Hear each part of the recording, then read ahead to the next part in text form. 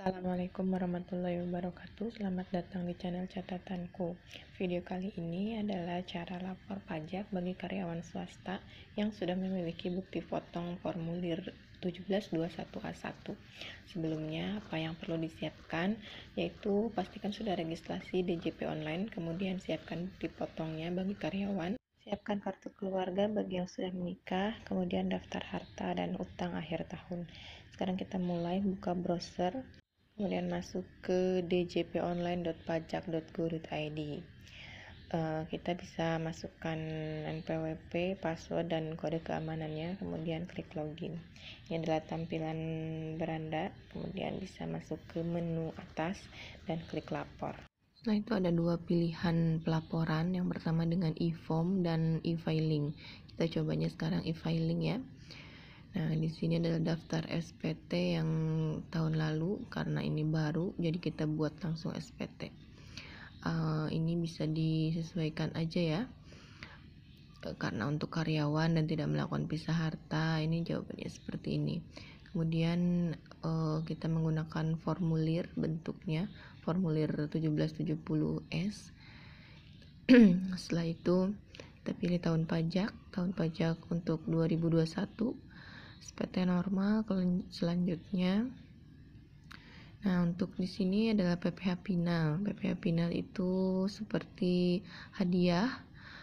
Kita coba tambah di sini dulu ya, tambah. Nah, ini sumber penghasilan yang termasuk PPh final seperti bunga, hadiah, kemudian sewa atas tanah dan bangunan, ada dividen, penghasilan istri dari satu pemberi kerja. Nah, ini bisa dipilih saja apa yang memang menjadi penghasilan lain. Jika sudah diisi sesuai, klik simpan. Setelahnya bisa dikosongkan juga kalau tidak ada ya. Kita lanjut ke daftar harta pada akhir tahun. Kalau tahun lalu kita mengisi juga, bisa diklik aja ya harta pada SPT tahun lalu. Karena ini kita baru, maka kita pilih tambah. Kita tambah, nanti munculnya seperti ini. Kita harus mengisi harta apa saja yang kita miliki. Contoh misalnya ada tabungan atau deposito atau ada PU. Kemudian apabila kita memiliki motor, mobil, atau bangunan lain, rumah, nah itu bisa dimasukkan di sini. Kemudian nanti dimasukkan juga nilainya itu, perolehannya berapa.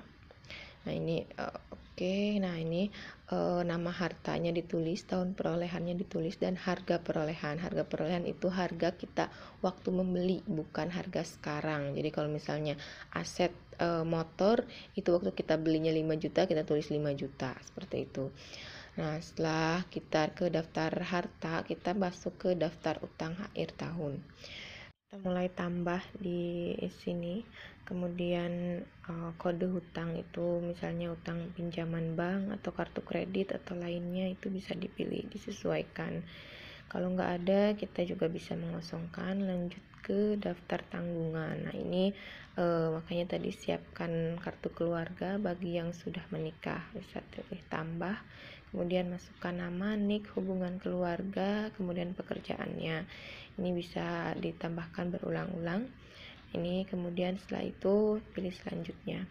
Untuk penghasilan neto dalam negeri lainnya yang tidak termasuk PPh final seperti sewa, kemudian yang lainnya, itu kita bisa masukkan di sini. Kalau nggak ada pun nggak apa-apa, lanjut ke bagian B. Di bagian B ini adalah penghasilan yang tidak termasuk objek pajak seperti warisan, beasiswa, dan lainnya. Kalau tidak ada, bisa langsung ke potong. Nah ini langsung aja kita tambah di sini. Kita perlu adanya formulir 1721A1 yang kita dapat dari perusahaan. Untuk jenis pajak kita pilihnya pasal 21.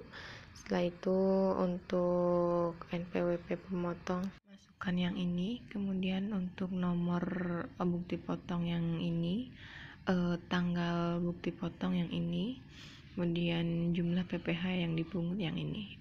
Setelah itu klik simpan. Kemudian klik selanjutnya. Di tab identitas ini kita pilih status perkawinan, kawin atau tidak kawin, Terus kewajiban juga diisi, kalau misalnya ada istri yang punya NPWP bisa ditulis juga. Kemudian lanjut ke bagian A. Di sini bagian A itu untuk penghasilan neto dilihat dari bukti potong yang nomor 14 ini, jumlah penghasilan neto untuk perhitungan PPh pasal 21. Nah, itu nilainya dimasukkan ke angka 1 ini. Setelah diisi, kemudian penghasilan lainnya kalau masih ada dimasukkan, kalau nggak ada lanjut ke bagian B. Bagian B ini menghitung PTKP. Ini kita masukkan jumlah tanggungan, kemudian nanti penghasilan kena pajaknya otomatis. Lanjut ke bagian C. Nah, untuk bagian C ini adalah nilai yang sudah dihitung berdasarkan tarif pajak. Nah, ini disesuaikan sudah sama atau belum. Kalau sudah sesuai, masuk ke bagian D. Nah, karena PPh terhutang sudah sesuai dengan bukti potong yang diberikan oleh perusahaan, maka tidak ada PPh yang harus dibayar. Jadi nihil ya bagian E-nya ini. Kemudian kita masuk ke lanjut ke pernyataan. Setelah itu kita akan diminta untuk kode verifikasi. Diklik di sini untuk ambil kode verifikasi. Kita pilih email atau SMS untuk pengiriman kode verifikasinya. Setelah itu masukkan ke kode verifikasi dan kirim SPT. Nah, setelah kirim SPT nanti kita juga akan dapat bukti potong ke email. Nah, seperti ini bukti potongnya. Nah, setelah seperti ini, berarti tandanya sudah diterima SPT kita. Demikian video kali ini. Terima kasih sudah nonton. Assalamualaikum warahmatullahi wabarakatuh.